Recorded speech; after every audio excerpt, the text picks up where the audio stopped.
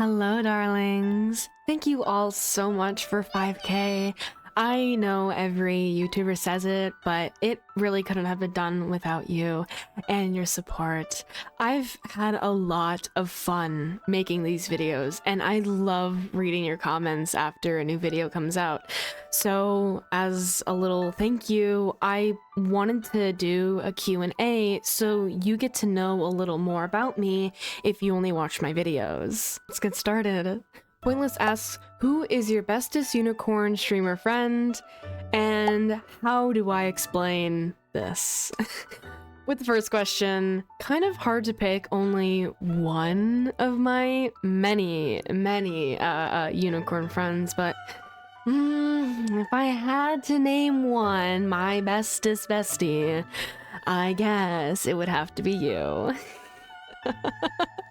As for that screenshot, listen, I have been fighting a war, a battle, and I have fallen from grace.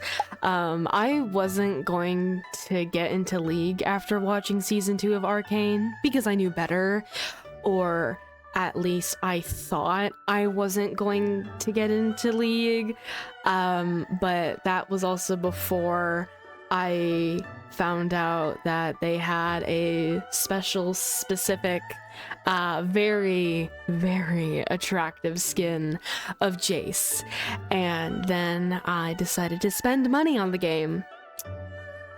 So, next question.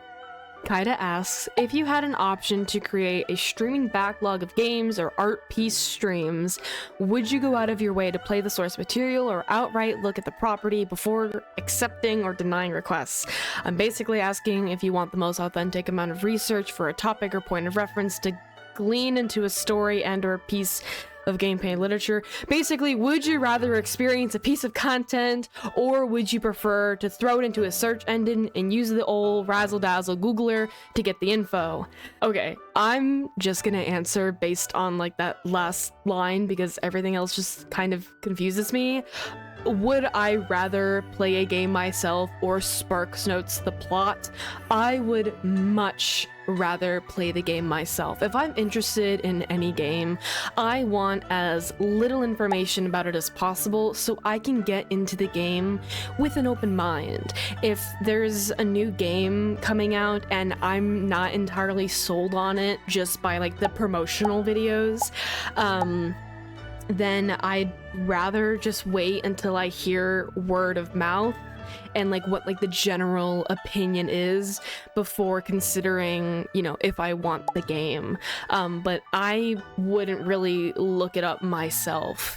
A big part of my mentality is, for almost anything really, is if I'm not interested in putting my time into experiencing it, like playing a game, watching a show, getting into like a book or something, then I'm not gonna bother reading up into it. I really don't care. If I don't want to do it myself, I don't want to know.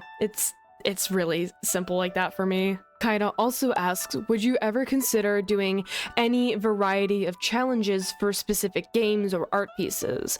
And I have, yes, absolutely. I'm not really sure on what challenges would be enticing enough to make for the game, or a drawing difficult but still enjoyable. Plus, I would have to find a game that I would want to do it with. So for now, I'm just kind of sticking to playing through what I want, and if there's something that falls into my lap, then I may go with it.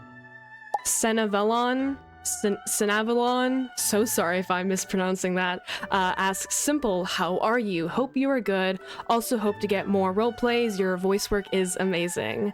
Thank you so much. Yes, there will definitely be more roleplays, and I am doing good. Thank you so much for asking. I hope you are too. Bookshelf asks, sorry if you've answered this already, but what inspired your VTuber model and the lore behind it? Please don't be sorry. I absolutely love answering this question. I don't have one clear answer for this though, mostly due to the fact that I made the character Venus way before becoming a VTuber, and the reason why I picked them to be my model is because I really like the character. The lore when I first made it is super edgy and extremely cringe. Thank God I never wrote it down because I would definitely torture myself and you with a read through. So for the VTuber lore, I kind of kept the key aspects of it to the design, which is the skull and the bones are from a real person. Whose they are and how did I get them? Great question. You don't have to know that. And the theme around the moon is because as a PNG tuber, I use a lot of star and planet theme inspirations for roles, tags, whatever it is, you name it. So I kind of kept it for the VTuber character too. Tax Evader asks, have you played Sonic Mania? I believe you're referring to the Switch game. If that's the case, no, but I have watched some people play through it. Laughing Stock has a few questions. 1, do I have pets? 2, how did you come up with your channel name? And 3, what made me want to do ASMR? So for number 1, no. I am currently setting up a freshwater tank to have some fish, but otherwise my landlord doesn't allow pets, so I'm kind of stuck with not having pets unless I move out. 2, I didn't really put much behind my channel name. It was a name that I started to use for games and social media, and so when I decided to make a channel, I just kind of copied and pasted the name that I've been using already. As for what made me want to do ASMR, quite a few people have asked me, so this is actually a great chance to answer it for anyone and everyone who's wondering, and they haven't already heard the answer. I've looked up to a lot of voice actors, specifically within like the D&D space for a long time, like for example, Critical Role and Dimension 20. D20 specifically has really inspired me to become a writer, a creator, someone who can play a role or a character. And at the time, I wasn't really confident enough to be on a stage and like perform a play or a musical, but I really found myself in the zone in a smaller setting with friends during, TTRPGs, and I could really feel myself like dig into the personality outside of my own for that role. And I wasn't really sure where or how to start with voice acting.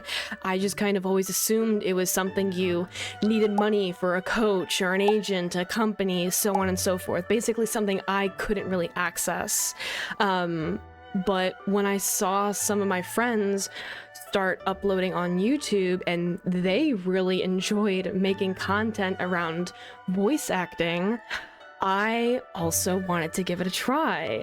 Now, I'm gonna be completely honest with you. ASMR was not the direction I wanted to go in. I only wanted to do roleplay and stay away from being an ASMR artist. It wasn't something I was interested in, and it wasn't something I saw myself doing. But I couldn't ignore the fact that it's heavily tied into making roleplay videos. It's, as I see it, a subtype that a lot of people like, and there's a wide variety of ASMR. So while I still focus on my roleplay videos, you'll see that I post ASMR focus videos.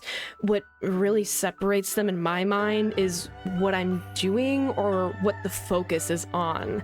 So if the plot is to confess my love to you, that's roleplay. If the main plot is to whisper positive affirmations with a kiss or two in between, then that's ASMR. I could totally have this backwards, but I'm still fairly new to the whole thing. I've only been uploading for a few months. I've learned a few things, but I still have a long way to go. I really hope that answers your question. Eka Jeka asks, why do you look bald in that specific drawing? Like you look like the hair was pushed all the way back in that specific drawing. Also, what do you emoji? I'm assuming you're talking about the emote that I used for the Q&A announcement. All of my emotes have the hair simplified because, well, it's just more readable for an emote. As for the second half of the question, I'm not entirely sure what you're asking. I'm told by Google that the emoji is a troll, so if you're asking what do I troll, I guess you? Thank you all so much for your questions. I hope you enjoyed this little Q&A. Thank you again for 5K, and if you have any more questions, you can always ask them in the comments or when I'm streaming, but if you want another video like this, then I guess we'll have to wait until 10K, or maybe I'll do something else. I don't know, but until then, please take care, darling.